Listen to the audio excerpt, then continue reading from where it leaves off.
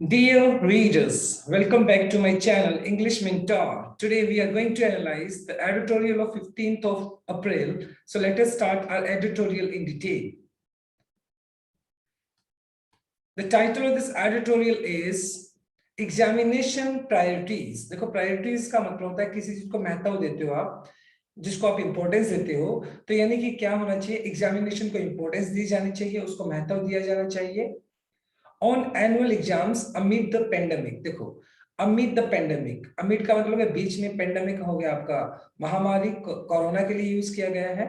तो फिलहाल क्या चल रहा है, क्योंकि देखो अब इंडिया के अंदर सेकंड वेव आई है कोरोना वायरस की, तो उसको ध्यान में रखते हुए अभी सेंट्रल गवर्नमेंट ने इस चीज का एक डिसीजन लिया है कि जो क्लास 12th है उसके जो एग्जाम रहेंगे, एनुअल एग्जाम रहेंगे, तो उसको तो पुट ऑफ करने की बात की गई है। पुट ऑफ का मतलब होता है पोस्टपोन करना, ओके, स्थगित करना। और जहां तक बात क्लास 10th की जा रही है, तो उनके एग्जाम को क्या करने की बात की गई, कैंसिल करने की बात की गई है। तो इसी बात को ध्यान में रखते हुए आज के हम इस एडिटोरियल में स्टडी करने वाले हैं कि हालांकि मानते हैं इस बात को कि पेंडेमिक चल रहा है, लेकिन एग्जामिनेशन को भी इग्नोर नहीं किया जा सकता, उसको भी प्रायोरिटी दी जानी चाहिए, राइट। सो इसी बात को ध्यान में रखते हुए हम इस एडिटोरियल को स्टडी करने वाले हैं। So let us start this editorial without any further delay. देखते हैं the decision. The decision to put off मतलब ये निर्णय लेना, टू पुट ऑफ का मतलब पोस्टपोन करना, the CBSE examination 12th public examination, जो सीबीएसई का जो 12th का जो एनुअल एग्जामिनेशन है उसको स्थगित करने की बात की जा रही है, उसको रद्द करने की बात की जा रही है। And the cancel of the class 10th examination, और क्लास जहां तक क्लास 10th की बात है उसके एग्जाम को रद्द करने की बात, कैंसिल करने की बात की जा रही है। At the end of the disrupted, मतलब ये जो फैसला लिया गया है, डिसरप्टेड का मतलब हो गया आपका डिस्टर्ब, जिसको आप बाधित बोल सकते हो। और ये जो डिसीजन लिया गया है वो एक ऐसे साल जो कि डिस्टर्ब रहा है, एकेडमिक ईयर। और ये जो डिसीजन है वो क्या लेकर आता है, ब्रिंग्स मच नीडेड, जिसकी बहुत ज्यादा जरूरत थी, रिलीफ आराम टू द एनेक्शियस चिंतित students caught on the crest. Crest का मतलब हो गया आपका ऊंचाई, शिखर, समिट जिसको आप बोल सकते हो, on the second wave of covid wave, right. क्योंकि फिलहाल इंडिया में सेकेंड वेव चल रही है, किसी कोविड-19 की जो दूसरी लहर है वो चल रही है। और इस तरीके से सीबीएसई का ये डिसीजन लिए जाना कि क्लास 12th के जो बच्चे रहेंगे उनके पेपर को क्या किया जाएगा, उनको आगे पुट ऑफ कर दिया जाएगा, उनको स्थगित कर दिया जाएगा, आगे कराया जाएगा। लेकिन क्लास 10th के जो बच्चे हैं उनके पेपर को क्या कर दिया गया, कैंसिल कर दिया गया है। तो ये जो डिसीजन है कहीं ना कहीं उन बच्चों के लिए बहुत थोड़ा रिलीफ देने का काम करता है, जो बच्चे बहुत ज्यादा एनेक्शियस थे, चिंतित थे एग्जाम को लेकर। और फिलहाल इंडिया के अंदर है एक सेकंड वेव चल रहा है किसका, कोविड का, जो कि चरम सीमा के ऊपर है, जो कि बहुत शिखर पर है। तो एक बहुत बड़ा चैलेंज है इंडिया के सामने दोबारा से, right. Unlike last year, unlike का मतलब है no matter what, okay, like last year, पिछले साल की ही तरह अगर बात की जाए, first phase of the pandemic, India का जो फर्स्ट फेज था ना कल पिछले साल भी बिल्कुल इसी तरह का कुछ सीन क्रिएट हुआ था उस टाइम। द ऑनगोइंग, जो फिलहाल चल रहा है, the ongoing wild spread covers, wild वैसे क्या होता है जैसे जंगली जानवर होता है, लेकिन यहाँ पर मतलब आप इंटेंस बोल सकते हो। ये जो स्प्रेड है, जो फैलाव है, covers young people as well. अभी ये ना जो यंग बच्चे हैं 15 या 16 की ईयर के एज के जो बच्चे हैं, उनके अंदर भी अब पेंडेमिक, मतलब इसके अंदर भी कोरोना के जो जो मरीज है उनको देखा जा रहा है। एंड द एज कोहेट, देखो तो एज कोहेट, कोहेट का जो मीनिंग होता है ना वो होता है clan of similar age. Clan का मतलब होता है ग्रुप, यानी एक ही ग्रुप के, सिमिलर ग्रुप के बच्चे की बात की जा सकती है।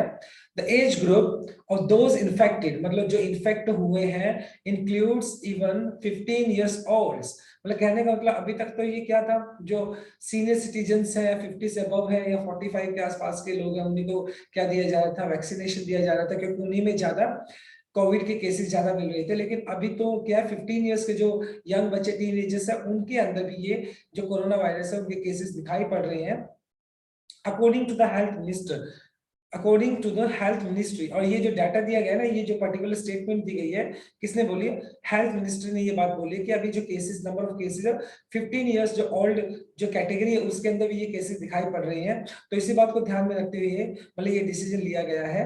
It is a wise move, wise का मतलब आप बोल सकते हो समझदारी भरा, मतलब ये समझदारी भरा एक कदम है, मूव है ऑन द सेंटर, कि सेंटर ने, इस सेंटर ने ये डिसीजन लिया है to keep this this risk group, मतलब ये जो 15 साल के जो बच्चों का ग्रुप है, क्योंकि 10th और 12th के बच्चे इसी कैटेगरी में आ जाते हैं आपके, और उनको ग्रुप के अंदर, इस ग्रुप को रिस्क से बाहर रखना, आउट ऑफ द हार्म वे, मतलब ये डिसीजन लेना कि इस ग्रुप को मतलब क्या किया जाएगा, रिस्क रिस्क से परे रखा जाएगा। तो कहीं ना कहीं ये सेंट्रल गवर्नमेंट का एक वाइज मूव है, एक अच्छा समझदारी वाला एक कदम है। रिड्यूसिंग द पॉसिबिलिटी, और किसी तरीके से पॉसिबिलिटी को कम करना, reducing the possibility of school based cluster. देखो स्कूल बेस्ड मतलब क्या हो गया, स्कूल से संबंधित, क्लस्टर का मतलब है ग्रुप, ग्रुप भी बोल सकते हो आप इसको, कॉन्ग्रीग्रेशन भी बोल सकते हैं, समूह जिसको बोलते हैं। तो कहने का मतलब ये स्कूल के अंदर जो क्लस्टर है, सिमिलर ग्रुप के जो बच्चे हैं, उनको किसी भी तरीके पॉसिबल तरीके से वहां पर जो नंबर ऑफ केसेस जो कोरोना के उसको कम से कम रखना, पॉसिबिलिटी को कम रखना। और इस तरह का जो सेंटर का जो डिसीजन लेना वो क्या है, काबिल तारीफ है, उसने अच्छा डिसीजन लिया है। एंड ऑनवर्ड स्प्रेड, और फिर उसके बाद क्या है, मतलब ऑब्वियस सी बात है, अभी तो 15 साल तक के बच्चे जो स्कूल गए हैं उनकी बात की जा रही है। फिर उसके बाद onward spread to the older age, और फिर उसके बाद क्या किया जा रहा है, जो उससे बड़ी एज के जो बच्चे हैं उनको उससे उनसे बड़ी एज के जो बच्चे हैं उनके अंदर भी क्या करना, कंटेन करना, उनको उनको कंट्रोल करना, स्प्रेड, जिससे कि जो ओल्डर एज के ग्रुप के जो बच्चे हैं उन तक भी ना पहुंच पाए।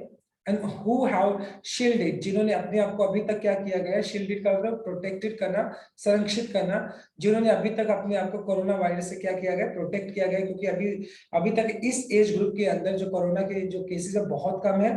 तो सरकार ने इस चीज का डिसीजन लेना कि इस बच्चों के अंदर कोरोना वायरस के केसेस ज्यादा ना हो, तो इसलिए उन्होंने इस बात को कंसिडर किया है कि जो आगे आने वाले जो एग्जाम्स है उनको पोस्टपोन किया जाएगा। 12th की बात की जाए तो उनको पोस्टपोन किया जा रहा है, क्लास 10th की अगर बात की जाए तो उसके एग्जाम को अभी कैंसिल कर दिया गया है। तो एक बहुत ही डिसीजन अच्छा है सरकार की तरफ से, ऐसा एडिटर का मानना है। द ऑनर्स, ऑनर्स का मतलब होता है बर्डन, बर्डन होता है ऑनर्स का मतलब, जिसका भार कह सकते हो। Honours is now on state government, अब ये पूरा का पूरा जो भार है, ये जो बर्डन है स्टेट गवर्नमेंट के ऊपर है। सम ऑफ विच, क्योंकि बहुत सारी गवर्नमेंट तो ऐसी है, स्टेट गवर्नमेंट की बात कर रहे हैं, ऑलरेडी इनिशिएट करना, स्टार्ट करना द एग्जामिनेशन शेड्यूल। बहुत सारे जो स्टेट गवर्नमेंट है उन्होंने तो अपने एग्जाम का शेड्यूल भी जारी कर दिया है, और अपने एग्जामिनेशन का जो शेड्यूल है उसको स्टार्ट भी कर दिया है। टू सिमिलरली बिल्कुल इसी तरीके से रिकॉग्नाइज द ग्रोइंग क्राइसिस, तो उनको भी क्या किया जाना चाहिए। जैसे अगर बात करें, जैसे सीबीएसई ने क्या किया है, सीबीएसई ने अभी मतलब पेंडेमिक को देखते हुए अपना जो पॉलिसी उसको चेंज किया गया है, तो उसी तरीके से जो दूसरे स्टेट गवर्नमेंट है, जो स्टेट बोर्ड्स है, उनको भी क्या करना चाहिए, अपना जो शेड्यूल है उसको सिमिलर रिकॉग्नाइज करना चाहिए, पहचानना चाहिए। एंड ग्रोइंग केसेस किसको ध्यान में रखते हुए, क्योंकि नंबर ऑफ केसेस जो कोविड का वो बढ़ रहे हैं। एंड डिस्प्ले, और उन्होंने क्या किया है स्टेट गवर्नमेंट ने, डिस्प्ले का मतलब दिखाना, flexibility in the reconsidering dates instead of postponing या कैंसलिंग द एग्जाम्स। अगर बात की जाए, मतलब जो स्टेट बोर्ड्स है उन्होंने क्या किया है, मतलब उनको एग्जाम्स को कैंसिल करने की बजाय, अनलाइक जैसे सीबीएसई की बात की जाए तो सीबीएसई ने तो कैंसिल भी कर दिया, पोस्टपोन भी कर दिए हैं। तो दो स्टेट गवर्नमेंट के जो बोर्ड स्कूल्स हैं उन्होंने क्या किया है, अभी फ्लेक्सिबिलिटी डिस्प्ले, वो क्या दिखा रहे हैं, फ्लेक्सिबिलिटी इन रिकंसिडरिंग डेट्स। तो क्या सोच रहे हो भी, हम कंसीडर कर रहे हैं इस बात के लिए, हम डेट्स को चेंज कर देंगे, लेकिन अभी जो स्टेट बोर्ड्स है उनकी तरफ से इस बात की कोई श्योरिटी नहीं आई है कि वो क्या करेंगे, एग्जाम्स को पोस्टपोन कर रहे हैं या फिर एग्जाम्स को क्या करेंगे, एग्जाम्स को कैंसिल करने की बात की जा रही है। तो उनकी तरफ से अभी इस तरह का कोई स्टेटमेंट नहीं आया है। केरला हैड, जहां तक केरला की बात की जाए, केरला हैड फॉर इंस्टेंस का उदाहरण के तौर पर, पोस्टपोन स्थगित करना its SSLC and higher secondary examination due to the state election. और जहां तक अगर बात की जाए केरला की, तो केरला में अभी क्या था, केरला ने अपने पोस्टपोन किए थे क्या, SSLC जो एग्जाम्स थे और हायर सेकेंडरी एग्जामिनेशन थे, केरला ने उसको पोस्टपोन किया था, स्थगित किया था, क्योंकि उस पर्टिकुलर स्टेट के अंदर क्या थे, इलेक्शंस थे, तो इलेक्शन की वजह से उनको पोस्टपोन कर दिया गया था। But these got underway the immediately there after, और जैसे ही मतलब इलेक्शन वहां पर खत्म हुए, अंडरवे का मतलब उसी डायरेक्शन में चलना, अंडरवे इमीडिएटली दे आफ्टर। तो कहने को जैसे केरला के अंदर जो इलेक्शन हो गए, तो जो एग्जाम पोस्टपोन किए गए थे उनको वहां पर दोबारा से उनको क्या किया गया, ऑर्गेनाइज करवाया गया, right. So this is the explanation of this particular slide. अब इसके कुछ ग्रामर कॉन्सेप्ट की बात कर लेते हैं, गिव मी 1 सेकेंड। देखिए सबसे पहले टू पुट ऑफ, देखो टू पुट ऑफ का जो मीनिंग होता है वो पोस्टपोन करना होता है। यहाँ पे वी यानी 2+v1 है जो कि आपका इन्फिनिटिव केस है। साथ के साथ डिस्टर्बिव की अगर बात की जाए जिसका मतलब है डिस्टर्ब्ड यानी बाधित होना, यहाँ पे आपने v3 यूज कर लिया जो कि आपका पास्ट पार्टिसिपल एडजेक्टिव की तरह काम कर रहा है। ब्रिंग्स यहाँ पे यूज किया गया है देखो द डिसीजन के लिए, तो डिसीजन का सिंगुलर पे यहाँ पे present indefinite v1 plus s या es आपने यूज कर लिया। मच नीडेड आपका v3 हो गया जो कि आपका पास्ट पार्टिसिपल एडजेक्टिव की तरह काम कर रहा है। ऑनगोइंग आपका v1 प्लस ing जो कि आपका प्रेजेंट पार्टिसिपल एडजेक्टिव की तरह काम कर रहा है। कवर्स हो गया यहाँ पर देखो स्प्रेड कवर्स, तो यहाँ पर प्रेजेंट इंडेफिनाइट यूज कर लिया क्योंकि स्प्रेड आपका अनकाउंटेबल नाउन है और इस वजह से यहाँ पे प्रेजेंट इंडेफिनाइट आपने यूज कर लिया। टू कीप आपने कर लिया इन्फिनिटिव केस 2+v1 बेस्ड, फिर आपका हो गया v3 जो कि आपका पास्ट पार्टिसिपल एडजेक्टिव की तरह काम कर रहा है। हैव इनिशिएटेड ये हो गया आपका प्रेजेंट परफेक्ट। स्टेट गवर्नमेंट्स की बात की जा रही है तो सम की बात की जा रही है तो प्लूरल इसलिए हैव यूज कर दिया, उसके बाद आपने v3 यूज कर लिया जो कि प्रेजेंट परफेक्ट का स्ट्रक्चर है। बात करते हैं हु आपका एक रिलेटिव प्रोनाउन है। रिलेटिव प्रोनाउन से आगे वाला जो नाउन या प्रोनाउन दिया होता है वो आपका एंटीसीडेंट होता है। तो यहाँ पर तो एंटीसीडेंट आपका ग्रुप्स है और वर्ब हमेशा एंटीसीडेंट्स के हिसाब से यूज होती है। तो यहाँ पर देखो हैव शील्डेड जो कि प्रेजेंट परफेक्ट का स्ट्रक्चर आपने यूज किया है। ग्रोइंग आपका होगा v1 प्लस ing जो कि आपका प्रेजेंट पार्टिसिपल एडजेक्टिव दिखा रहा है। हैड प्लस v3 आपने यूज कर लिया कि आपका पास्ट पार्टिसिपल है, सॉरी ये आपका पास्ट परफेक्ट हो गया, राइट। जो आपको ब्लू कलर में दिखाई पड़ रही है सारे आपके मेन क्लॉज प्रिंसिपल क्लॉज या इंडिपेंडेंट क्लॉज है। पर्पल कलर में आपके फ्रेजेस हैं एंड ग्रीन कलर में आपके डिपेंडेंट और सबऑर्डिनेट क्लॉज है, right. Let's move on to next slide. अब नेक्स्ट स्लाइड पे मूव करते हैं, अभी हम देखते हैं तमिलनाडु। देखो जहां तक तमिलनाडु की बात की जाए, Tamil Nadu who which too conducted an assembly poll. अगर जहां तक बात की जाए तमिलनाडु की तो तमिलनाडु ने भी क्या किया है अपने असेंबली जो पोल वहां पर हुए हैं, तमिलनाडु के अंदर भी असेंबली इलेक्शंस हुए हैं। हैज स्केड्यूल और तमिलनाडु ने क्या किया शेड्यूल किया प्लान किया है school public examination throughout May. और जहां तक तमिलनाडु की बात की जाए तमिलनाडु ने अपना जो प्लान किया एग्जामिनेशन का पूरा मई उनके एग्जाम चलने वाले हैं। तमिलनाडु स्टेट की बात की जा रही है। What states government should be focusing on, और एडिटर का कहना है कि मतलब जो स्टेट गवर्नमेंट है उसको किस चीज पे ज्यादा फोकस करना चाहिए, इज इनहैंसमेंट का मतलब है बढ़ावा देना of the efficiency of vaccination roll out. Roll out का जो मीनिंग हो गया इंट्रोड्यूस समथिंग पब्लिकली, जब आप औपचारिक रूप से कुछ भी पेश करते हो, कुछ भी प्रेजेंट करते हो उसको बोलते हैं रोल आउट करना। तो जहां तक एडिटर का मानना है कि स्टेट गवर्नमेंट को इस चीज पे फोकस करना चाहिए कि किस तरीके से जो हमारा वैक्सीनेशन प्रोग्राम है तो उसको क्या करना चाहिए इनहैंस करना चाहिए, जिससे कि ज्यादा से ज्यादा जो एज ग्रुप है उसको कवर किया जा सके और उनको प्रोटेक्ट या शील्ड किया जा सके किससे, कोरोना वायरस के इम्पैक्ट से। यूजिंग और किस तरीके से यूजिंग अवेलेबल वैक्सीन, जो हमारे पास अभी वैक्सीन अवेलेबल है उसको यूज करते हुए एंड न्यू वंस, और जो भी न्यू वैक्सीन अभी हम पाइपलाइन के अंदर प्रोसेस के अंदर है उनको भी जल्दी से जल्दी उनको क्या किया जाए, उनको रिलीज किया जाए, उनको ग्रांट दी जाए और उनको क्या किया जाए पब्लिक यूज के लिए रोल आउट किया जाए। तो इस तरीके से जो स्टेट गवर्नमेंट है उनको ज्यादा फोकस किस चीज पे करना चाहिए, उनको ज्यादा फोकस मतलब किस चीज पे करना चाहिए, जो हमारा वैक्सीनेशन प्रोग्राम है उसको रोल आउट करना चाहिए, उसको पब्लिकली इंट्रोड्यूस करना चाहिए, उसको प्रॉपर तरीके से चैनलाइज करना चाहिए। This effort will be greatly help. अगर इस तरह का एफर्ट्स किए जाते हैं तो ये बहुत ज्यादा मदद करेगा if there is undivided attention.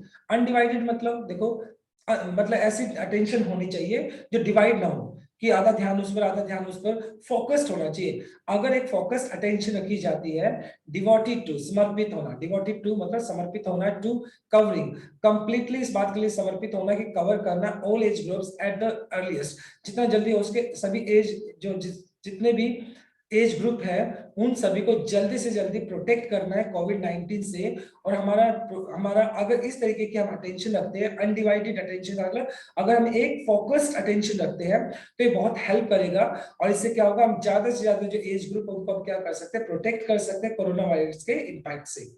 Using the enhanced supply, और किस तरीके से पॉसिबल होगा अगर हम इनहैंस्ड बढ़ी हुई हो ना सप्लाई, यानी हमारा जो सप्लाई है ना बहुत अच्छा होना चाहिए। सप्लाई नंबर ऑफ जो वैक्सीन है उसका जो सप्लाई है वो बहुत ज्यादा अच्छा होना चाहिए, तभी ये चीजें पॉसिबल हो पाएंगी। विद एंड अनवेरिंग, देखो अनवेरिंग का मतलब होता है अनब्रोकन अटूट फोकस, मतलब एक ऐसा फोकस होना चाहिए जो बीच में टूटना नहीं चाहिए। On providing vaccine protection to its entire population. और फिलहाल जो गवर्नमेंट की अगर बात की जाए तो इंडिया का जो वैक्सीनेशन प्रोग्राम होना चाहिए वो अनवेयरिंग होना चाहिए, और जो उसका जो अनवेयरिंग फोकस होना चाहिए इंडियन गवर्नमेंट का, जिससे कि पूरी की पूरी जो हमारी पॉपुलेशन है उसको क्या दिया जा सके, वैक्सीन दिया जा सके, और पूरा कंप्लीट क्या होना चाहिए, फोकस होना चाहिए, अनवेयरिंग होना चाहिए, मतलब अनब्रोकन फोकस होना चाहिए, बीच में टूटना नहीं चाहिए। The US has, और जहां तक यूएस की बात की जाए, यूनाइटेड स्टेट ऑफ अमेरिका की बात की जाए, एडवांस्ड आगे बढ़ना, its target dates in almost all states to include all those above 16। और जहां तक अगर बात की जाए यूएस की, तो यूएस इस बात के लिए आगे, मतलब यूएस ने अपने जो एफर्ट्स है उनको टारगेट्स को और भी आगे बढ़ाया है, और सभी स्टेट्स के अंदर जो कि इस कैटेगरी में फॉल करते हैं अबव 16 एज, जो 16 साल की एज से ऊपर के जितने भी यंग पीपल है, यंग कैटेगरी में आते हैं, यूथ है, उनको क्या करने की बात की गई है, उनको सभी को वैक्सीनेशन देने की बात की गई है। तो यूएस बहुत आगे निकल चुका है इस बारे में। यूनिवर्सिटी लीडर्स, और जहां तक यूनिवर्सिटी की बात की जाए, अभी तो स्कूल गोयर की बात की जाती है, अब जो यूनिवर्सिटी के अंदर are pursuing policies to normalise that, मतलब वो इस बात को, परस्यूइंग का मतलब पीछा करना या फॉलो करना, पॉलिसीज को टू नॉर्मलाइज सामान्य करना, दैट इनविसाज का मतलब होता है कल्पना करना, universal vaccination of all college students, campus based education. और मतलब क्या होना चाहिए, जो जहां तक यूनिवर्सिटी लीडर्स की बात की जा रही है, तो क्या की जा रही है, वो इस बात को इमेजिन किया जा रहा है कि ये universal vaccination of all college student, और जितने भी कॉलेज के जो स्टूडेंट्स हैं उन सभी को मतलब एक मत से एक साथ होकर क्या किया जाना चाहिए, उनको वैक्सीनेशन दिया जाना चाहिए। कैंपस बेस्ड एजुकेशन, जो लोग कैंपस में स्टडी करते हैं, यूनिवर्सिटी के अंदर स्टडी करते हैं, उनको मतलब एक साथ उनको क्या होना चाहिए, वैक्सीनेशन होना चाहिए। Further there is a promise, promise मतलब यहाँ पे उम्मीद हो सकता है, ऑन द वैक्सीन फ्रंट, जहां तक वैक्सीन के फ्रंट की बात की जाए, फ्रंट मतलब वैक्सीन की अगर बात की जाए, फॉर स्कूल गोयर, और जहां तक जो स्कूल गोयर, जो स्कूल जाने वाले बच्चे हैं, उसकी उनको लेकर अगर बात की जाए, तो वैक्सीन की तरफ से क्या उम्मीद है, देखते हैं। विथ फाइजर बायोटेक नेक, ये वैक्सीन का नाम है, after trials on younger recipient, मतलब इसका जो ट्रायल हुआ था यंगर रिसिपिएंट, रिसिपिएंट का मतलब जो रिसीव करता है, जो यंग जो बच्चे हैं, जो कि मतलब कि इन बच्चों के ऊपर क्या किया गया था, ट्रायल किया गया था, सीकिंग अगर डिमांड करना, रेगुलेटरी का मतलब controlling permission, okay, to cover children aged 12 to 15 in US under emergency use authorization norms। और जहां तक अगर बात की जाए, फाइजर बायोटेक जिसने क्या किया था, यंगर जो रिसिपिएंट है, जो यंग बच्चे हैं, उनके ऊपर क्या किया था, ट्रायल किया था, और वो फिलहाल क्या डिमांड कर रही है, जो फाइजर बायोटेक है, वो रेगुलेटरी जो परमिशन है, जो कंट्रोल करता है, उसकी परमिशन उसको ग्रांट चाहिए, to cover children age 12 to 15 in the US emergency use authorisation norms.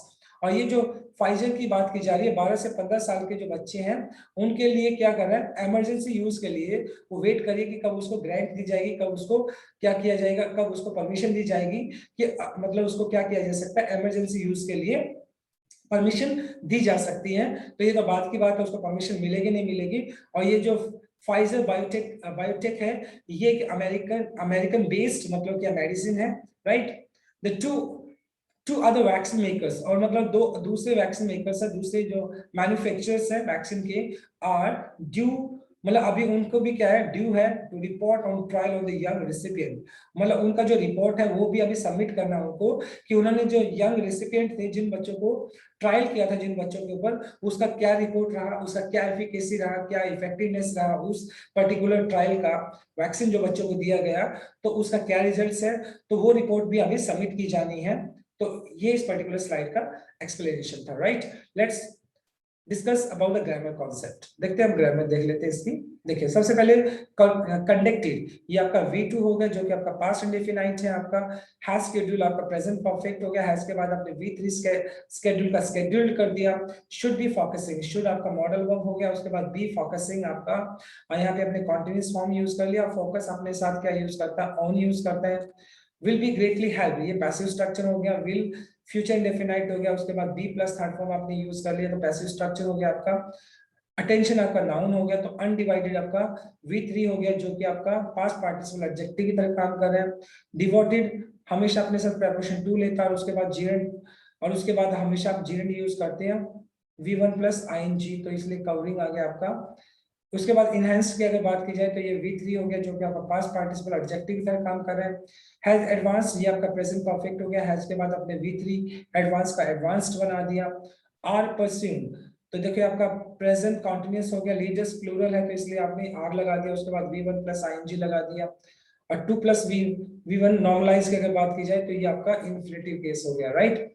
जो ब्लू कलर में आपको दिखाई पड़ रहे हैं सारे मेन क्लॉज, प्रिंसिपल क्लॉज या इंडिपेंडेंट क्लॉज है, ग्रीन कलर में आपके सबऑर्डिनेट और डिपेंडेंट क्लॉज है, right. Let's move on to our next slide. If results prove to be robust, और मतलब जो ट्रायल किया गया था, जो मतलब 2 मैन्युफैक्चरर्स थे पीछे हम बात कर रहे थे, उनको अभी इमरजेंसी यूज के लिए क्या मिलना था, अभी उनको इमरजेंसी यूज के लिए ऑथराइजेशन मिलना था, अभी उनके रिजल्ट्स को देखना था। अगर वो रिजल्ट्स अच्छे रहते हैं, रोबस्ट का मतलब हो गया, रोबस्ट का मतलब ड्यूरेबल, मजबूत, अगर वो रिजल्ट्स अच्छे रहते हैं, this is a promising, promising मतलब आशावादी way to forward to reopen campus. फिर इस बात की उम्मीद की जा सकती है कि जो जो कैंपस को रीओपन करने की बात की जा रही है, अगर उनका ट्रायल के रिजल्ट्स अच्छे आते हैं तो फिर इस बात को कंसीडर किया जा सकता है, जो कैंपस है उसको दोबारा से खोलने की बात की जा सकती है फॉर चिल्ड्रन, बच्चों के लिए, विदाउट मेजर डिजीज और वरीज। फिर चिंता की बात नहीं रहेगी अगर रिजल्ट्स अच्छे आते वैक्सीन के। येट अभी तक, while they may succeed with the vaccination, अभी तक मतलब वैक्सीनेशन की अगर बात की जाए, they may succeed, अभी तक मतलब जितने भी सफल हुए वैक्सीनेशन को लेकर, वे मैनी कंट्रीज आर फेलिंग, लेकिन कुछ कंट्रीज तो क्या है मतलब सक्सेसफुल रही है वैक्सीनेशन प्रोग्राम में अभी तक, लेकिन कुछ कंट्रीज ऐसी भी हैं जहां पर कंट्रीज आर फेलिंग, फेल हो गई हैं, असफल हो गई in addressing the mental health challenges.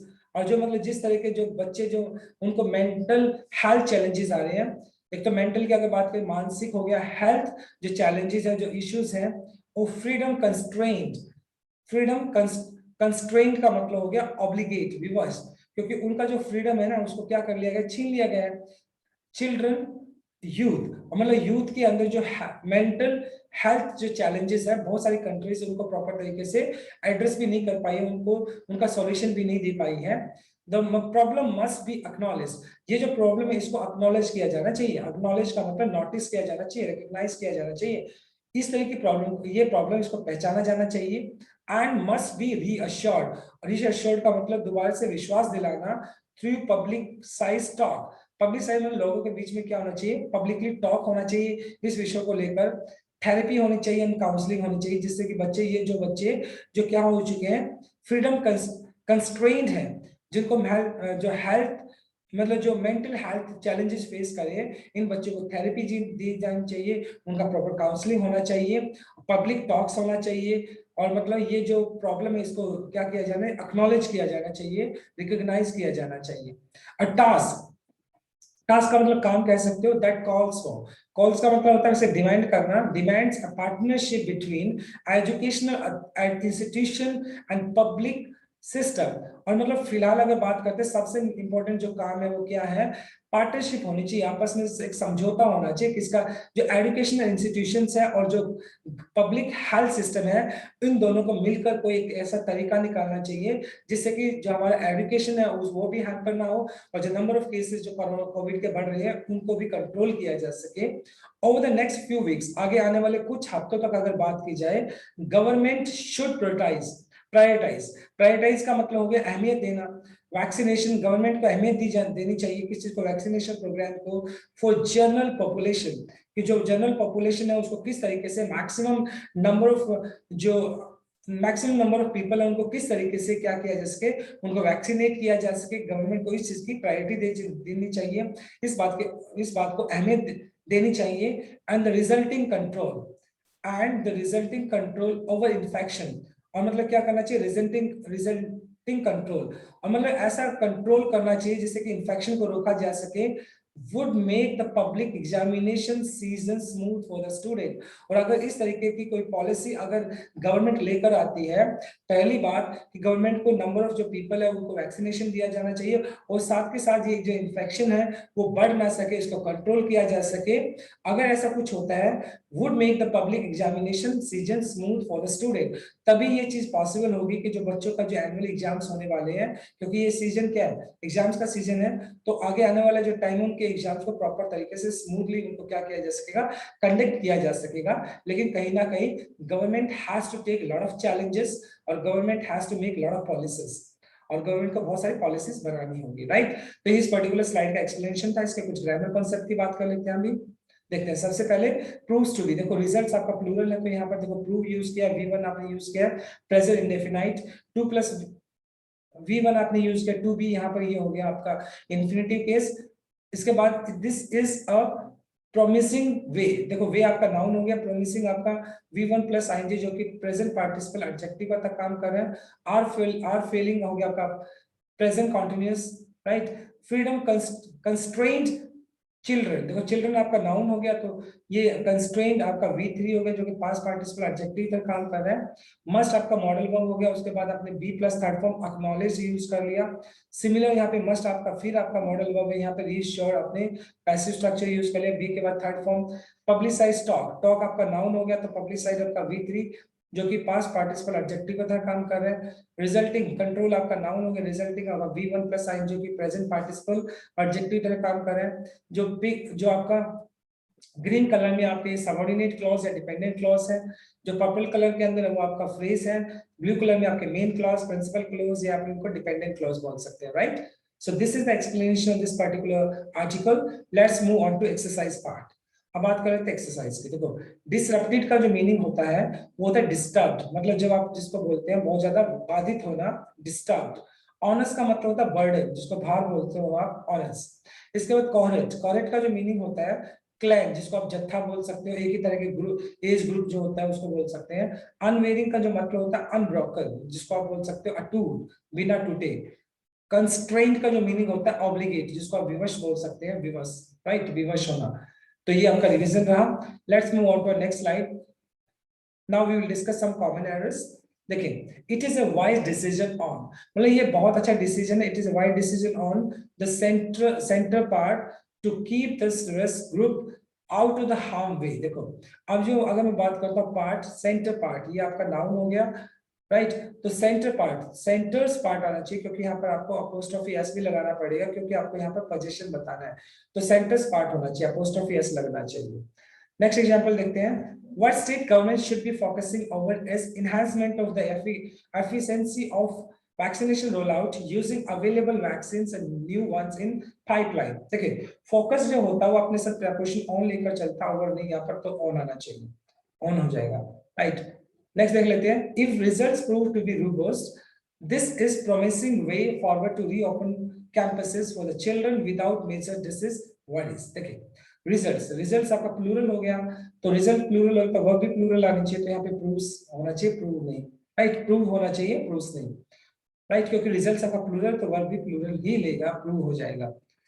Over the next much weeks, government should prioritize vaccination for the general population, and the resulting control over infection would make the public examination season smooth for students। देखिए अगर मैं बात करता हूँ weeks, weeks आपका countable noun है जो कि प्लूरल है, यहाँ पर आपका कौन सा काउंटेबल नाउन हो गया।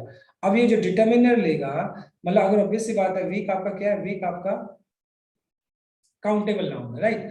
और ये जब अपने साथ डिटर्मिनर लेगा तो डिटर्मिनर भी काउंटेबल होना चाहिए।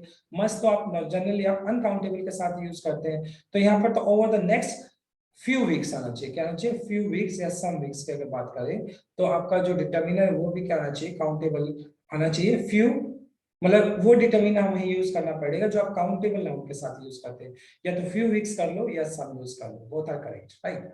Let's move on to our next slide which is idioms and one substitute word। सबसे पहले हम बात करते हैं idiom की, तो देखते हैं सबसे पहला idiom क्या है आपका, between the devil and deep blue sea।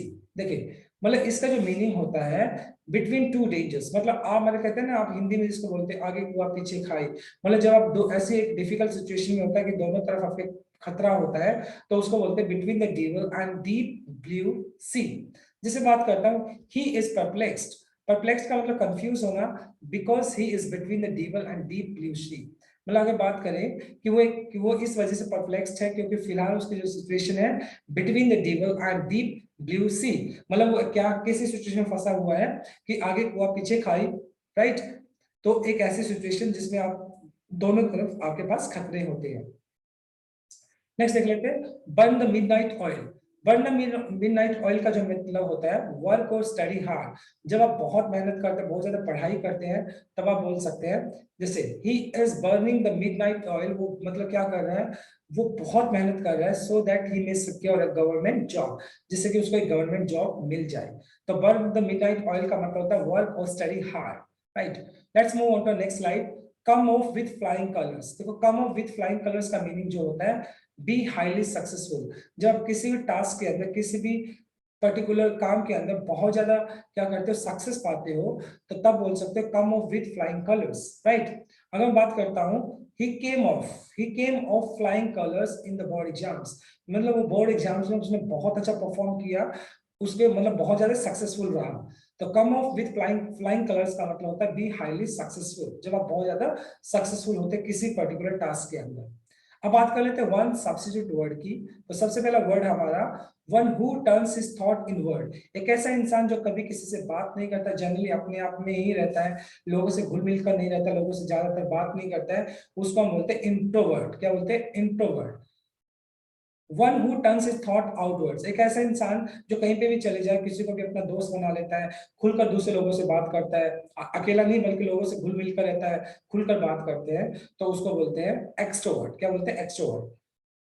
One who is both inward and outwards at times, एक ऐसा इंसान जो इनवर्ड भी होता है आउटवर्ड्स भी होता है, यानी जो सिचुएशन के हिसाब से देखता है अपने आप को, मतलब जहाँ पे बोलने वाली बात है तो वहां पर वो आउटवर्ड्स बन जाता है, आउटस्पोकन बन जाता है, एक्सट्रोवर्ट बन जाता है, और जहाँ पे चुप रहने वाली बात है तो वहां पर वो इंट्रोवर्ट बन जाता है। तो एक ऐसा इंसान जो सिचुएशन के हिसाब से क्या करता है, मतलब सिचुएशन के हिसाब से इंट्रोवर्ट या एक्सट्रोवर्ट बनता है, तो उसको हम बोलते हैं एमीवर्ट। क्या बोलते हैं? एमीवर्ट, जो क्या करता है सिचुएशन के हिसाब से इनवर्ड हो जाता है, अपने आप में ही रहता है, और जहाँ सिचुएशन रिक्वायर्ड होते हैं वहां वो बोलता भी है, उसको हम बोलते हैं ambivert, right. So this is one substitute words, right? So this is all about from this particular session, my dear student. Thanks for watching this video. Please do like, share, comment, and subscribe to my channel.